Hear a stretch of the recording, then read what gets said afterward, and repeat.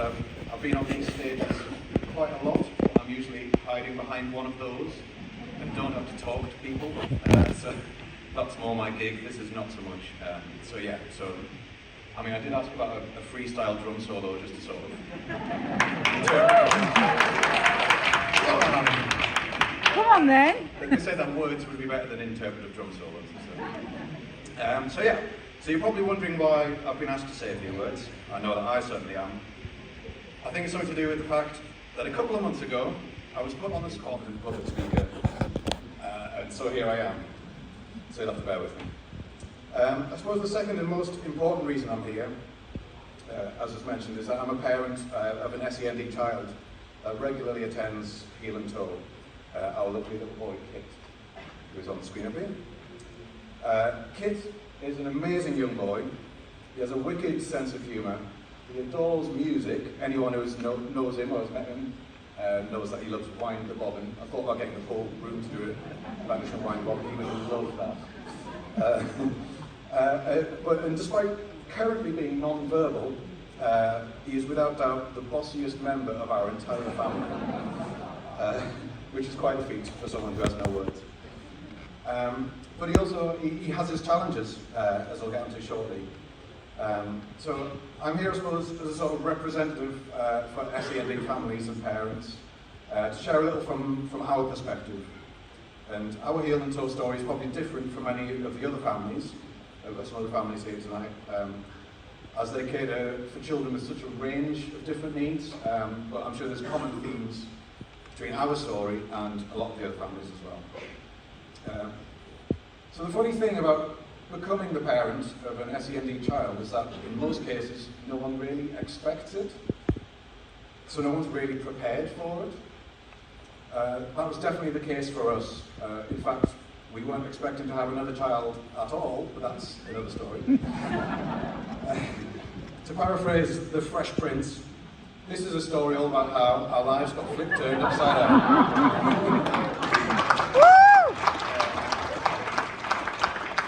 I appreciate we're on a tight schedule tonight, so this is cutting a very long story, very short camera.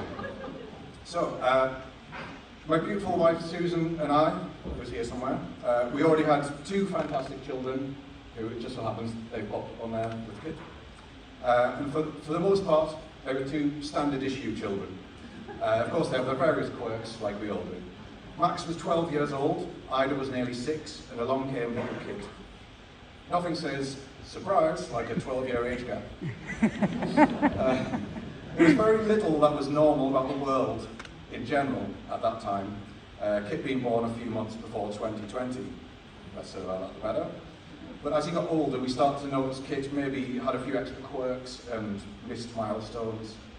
And a proactive childminder suggested we spoke to a professional, and a forward-thinking paediatrician in North Tyneside suggested we send off for some tests.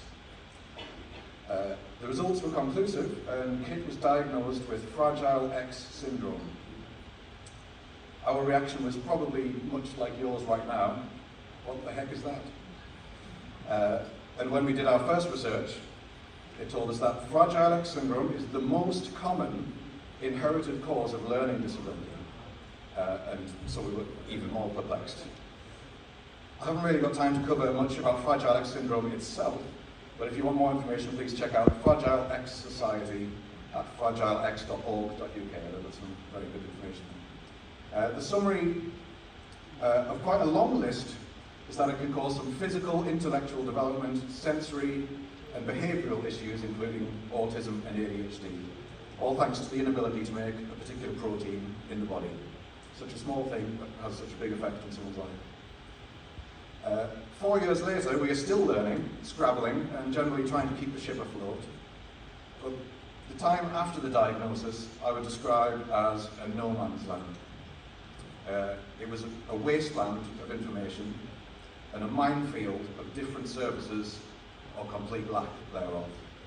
We seemed stuck in between the constant advice of early intervention is key and current waiting times are ... And we were handed more pamphlets than anyone should hope to ever own. Suddenly Susan and I were physiotherapists, speech therapists, sensory behaviour experts, etc., etc. Or so we were meant to be. On top of being parents to 2 other children, trying to maintain some semblance of income and battling sleep deprivation, Exhibit A. These were vulnerable times, and to be quite honest, there was very, very little help available. I'm totally convinced that if my amazing warrior wife, Susan, had not so tenaciously pursued the various health service professionals, some of them may not have come to visit us at all. We're definitely strong believers in the NHS, but it certainly seems that many of the services are stripped so bare that various therapists and practitioners only just about have time to keep on top of admin and hand out pamphlets.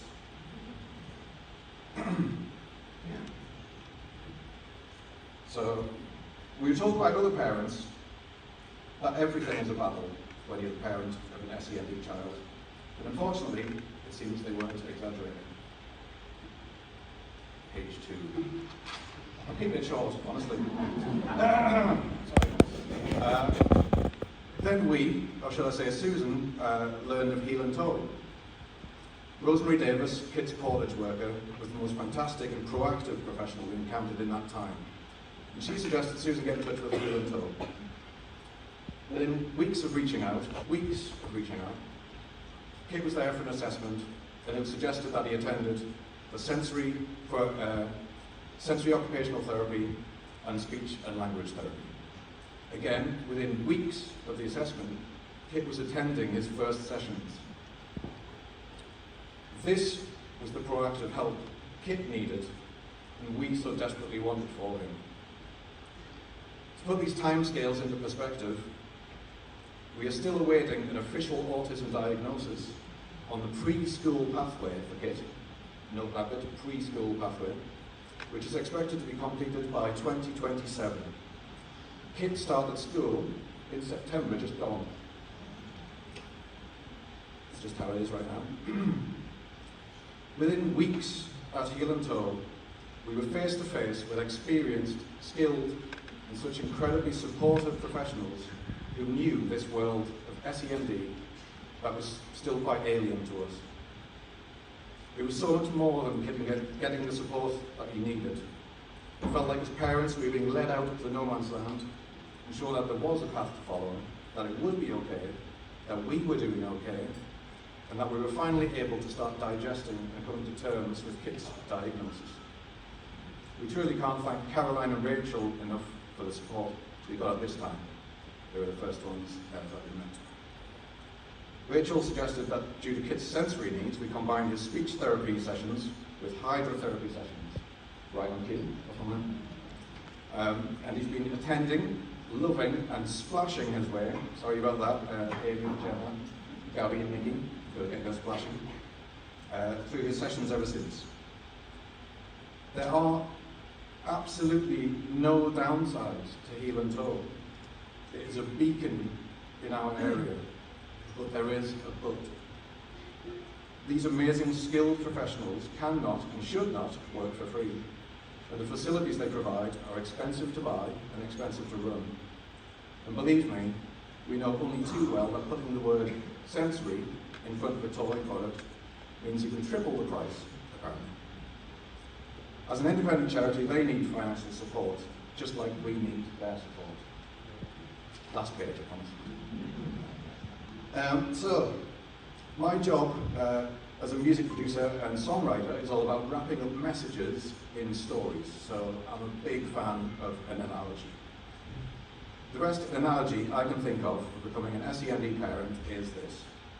You're setting off on a mountain expedition, one that you have no preparation for, no idea what you'll need along the way, and definitely no clue where the destination is. You arrive at base camp for this expedition, and all you get is a sort of pat on the back, a guide to mountaineering pamphlet, and on your way then. And what you actually need right then is some shelter, suitable equipment, and companions who can lead you in the right direction. Heel and Toe are that shelter, they have the equipment, and they are those companions to lead you in the right direction, just like they did and are doing for us.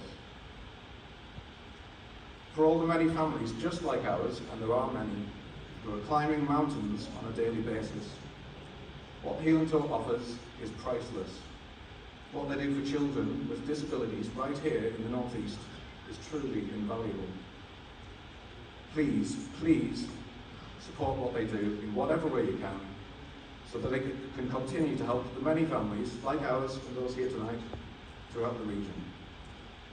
For myself, Susan, Max, Ida, and our bossy little kid, I hope you all have a fantastic evening. Thank you.